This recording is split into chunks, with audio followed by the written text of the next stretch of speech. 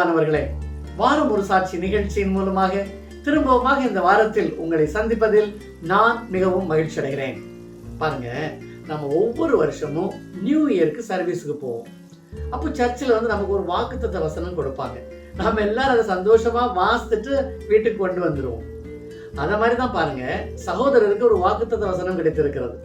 அவருடைய வாழ்க்கையில் அதன் பிறகு நடந்த மாற்றம் என்ன, அதைத்தான் நம்மோட இன்னைக்கு சாட்சியா பகிர்ந்து கொண்டிருக்கிறாங்க. சாட்சியை நீங்க கடைசி வரை கேளுங்க, கர்த்தர் உங்களை ஆசீர்வதிப்பார். இன்றைக்கு நம்மோடு சாட்சியை பகிர்ந்து கொள்கிறவர் சகோதரர் செல்வம் மாது அவர்கள். இவரது மனைவியின் பெயர் சகோதரி எஸ்தர் செல்வம். இவருடைய மகனின் பெயர் நெகேமியா ராஜன். இவர்கள் தமிழ்நாட்டில் திருநெல்வேலி மாவட்டத்தில் மேல இலந்தைக்குளம் என்ற இடத்தை சார்ந்தவர்கள். இங்கே மகாராஷ்டிராவில் பால்கர் மாவட்டத்தில் விரார் பகுதியில் குடும்பத்தோடு வசித்து வருகிறார்கள். சகோதரர் ஆலயத்தையும் ஊழியத்தையும் ஆண்டவருடைய வார்த்தைகளையும் நேசிக்கின்ற ஒரு மனிதர். சாட்சியை கேளுங்க, கர்த்தர் உங்களை ஆசீர்வதிப்பார். 2020 கர்த்தர் வாக்கு கொடுத்தா கிராமத்தை பிரசாவத்தை எந்த ஸ்தானத்தில் ஆசீர்வதிப்பேன் என்று சொல்லி வார்த்தையின்படி குடும்பத்துல பாத்தீங்கன்னா நெகேமியாவுடைய ஸ்கூல் காரியங்கள்ல கர்த்தர் அவ்விதமா ஆசீர்வதிச்சார். 10 வருடமா. ஆனா இந்த 8ஆம் கிளாஸ்ல ஆண்டு தான் கூட்டிட்டு போவதுக்கும் கூட்டிட்டு வர்றதுக்கும் பெலன் என்னுடைய மனைவிலாம் அப்படியா ஒரு 10 நாள் இந்த இந்தியாவில் இங்கே இல்லை, மும்பையில கிடையாது, அவுட் ஆஃப் ஏரியாவுக்கு போயிட்டேன். ஆனா ஆண்டவர் தான் அந்த அதிகாலையில கூட்டு போது வெள்ளம் கொடுத்து அந்த குளிர்காலங்கள்ல கர்த்தர் கிருபையா நடத்துனார். அதே போல 4 மாதங்களா நான் வேலை சொந்தமா பாக்குறதுக்காக ஆண்டவர் கிருபை செய்தார். ஆனா கர்த்தர் நடத்தின அதிசயம், கடன் இல்லாதபடி நடத்தினார். கடன் வாழ்ந்த கடத்தையும் கொடுக்க வைத்தார். ஒரு 1 லட்சம் ரூபாய் நான் பாத்தீங்கன்னா நான் வேலைக்கு போனா கூட நான் அந்த கடத்தை கொடுத்துருப்பேன்னு தெரியல. ஆனா அது எப்படி நடந்து எனக்கு இன்னும் யோசிக்க முடியல. கர்த்தர் ஒவ்வொரு விதத்திலையும் சொந்தமா இடம் வாங்க கர்த்தர் அனுமதித்தார்.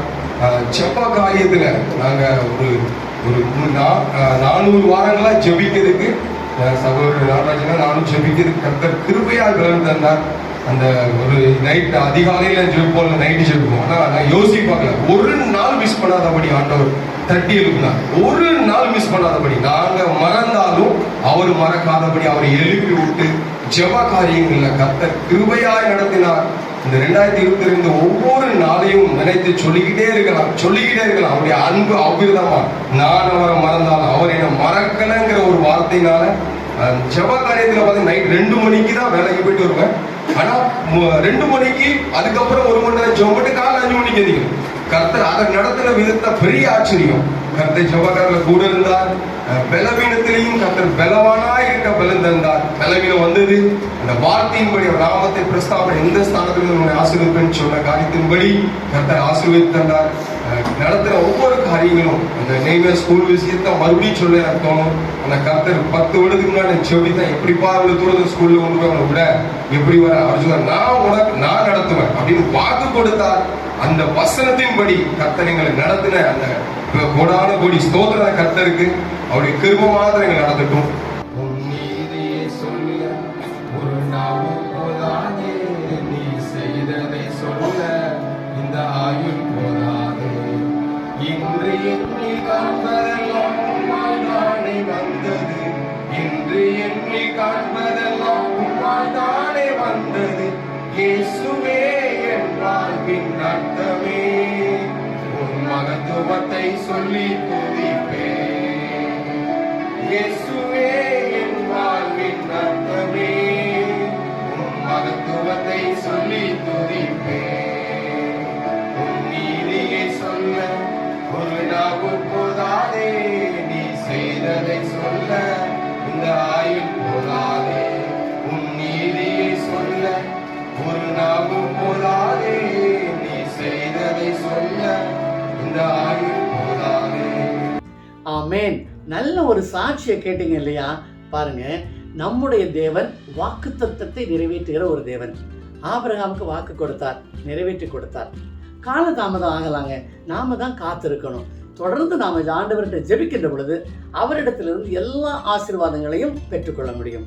பாருங்க, சாட்சியில சகோதரர் சொல்லியிருக்கிறாங்க, அவங்க தொடர்ந்து ஜெபிக்கின்ற ஒரு பழக்கத்தை உடையவர்.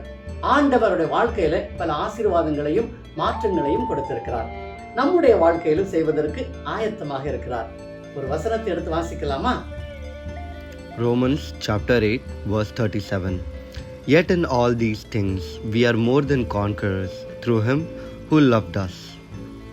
இவை எல்லாவற்றிலேயும் நாம் நம்மில் அன்பு கூறுகிறவராலே முற்றும் ஜெயம் கொள்ளுகிறவர்களாய் இருக்கிறோமே. வசனம் சொல்றத பாருங்க. இந்த உலகத்துல நமக்கு எல்லாத்துலயும் ஜெயந்தாங்க. ஏன் தெரியுமா? நம்மோட இருக்கிறது யாருன்னா, நம்மில் அன்பு கூறுகிற நம்முடைய ஆண்டவராகிய இயேசு கிறிஸ்து. நாம் அவரில் அன்பு கூறுவோம், அவரிடத்திலிருந்து ஆசீர்வாதங்களை பெற்றுக்கொள்வோம். இன்றைக்கு நம்மோடு சாட்சியை பகிர்ந்து கொண்ட அன்பு சகோதரரையும் அவரது குடும்பத்தையும் அவர் செய்து வருகின்ற வேலையையும் ஊழியத்தையும் பார்த்து கொண்டிருக்கின்ற உங்கள் யாவரையும் தேவன் ஆசீர்வதிக்கும்படியாக ஜெபிக்கிறேன். திரும்பவுமாக அடுத்த வாரத்தில் இன்னொரு புதிய சாட்சியோடு உங்களை சந்திக்கும் வரை கர்த்தர் தாமே உங்களை ஆசீர்வதித்து பாதுகாத்து வழிநடத்துவாராக. ஆமென்.